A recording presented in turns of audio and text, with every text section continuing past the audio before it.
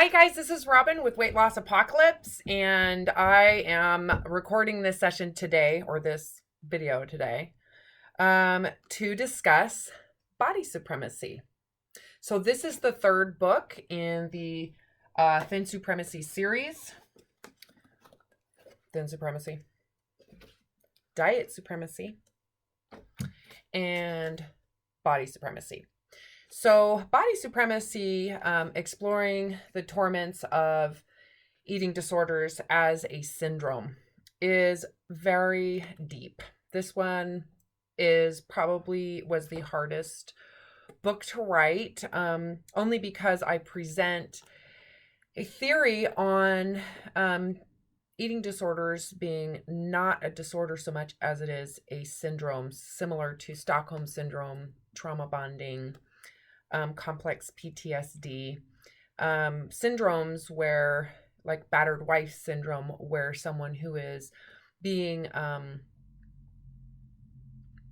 abused has affection for their captor or affection for their abuser, and they support the abuse even though they are being harmed. And so it's very similar when someone has an eating disorder, that they are continuing to do something and to be identified by their behavior and their body images, even though it's killing them, literally killing them and harming their body.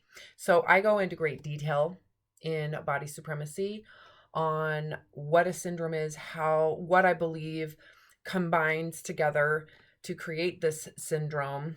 I talk about narcissism a ton in this book, and how our narcissistic culture, supports belief systems that are abusive as a way to prove our belonging and prove our worth, and how, because of the thin ideology or thin supremacy that I describe in book 1, why then our relationship with food becomes highly strained. Again, I discuss that in Diet Supremacy. And because of that, under kind of extreme cases with trauma, when you combine trauma or radicalism, that's where I believe this syndrome manifests. So this book would be very, very attractive to someone who is struggling with an eating disorder, but I believe more so if you're a coach, if you're a dietitian, if you are a psychiatrist or psychologist working with people who have eating disorders on the whole spectrum. This book is going to be very interesting to you, because it's very academic in the way I wrote it, because I'm presenting this as a theory.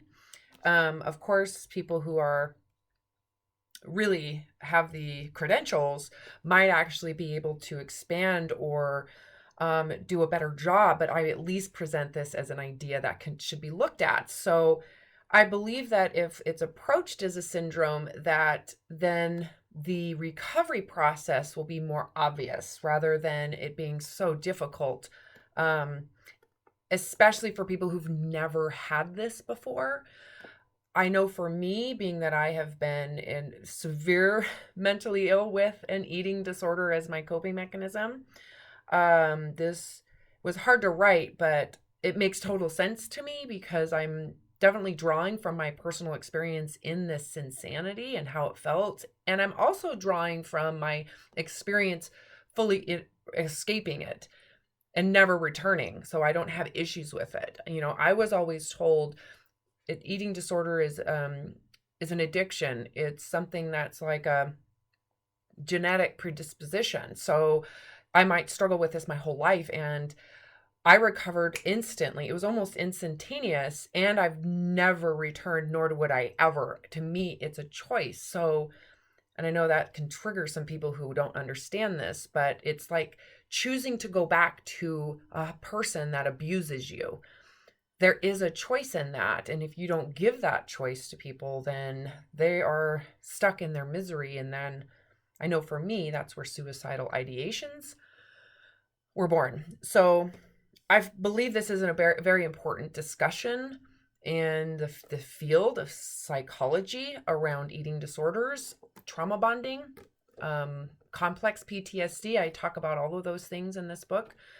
Body Supremacy. This, I am so proud of all of my books, but this third book, if you are suffering with an eating disorder, if you're a coach for people, if you're a therapist, if you're a psychiatrist or psychologist, if you run a eating disorder clinic or recovery program, you need to read this book. You need to read all of these books because they all kind of go together, but this one in particular is badass. That's my feelings about it. Anyways, it's the most academic. All right, you guys, go get it. It's on Amazon.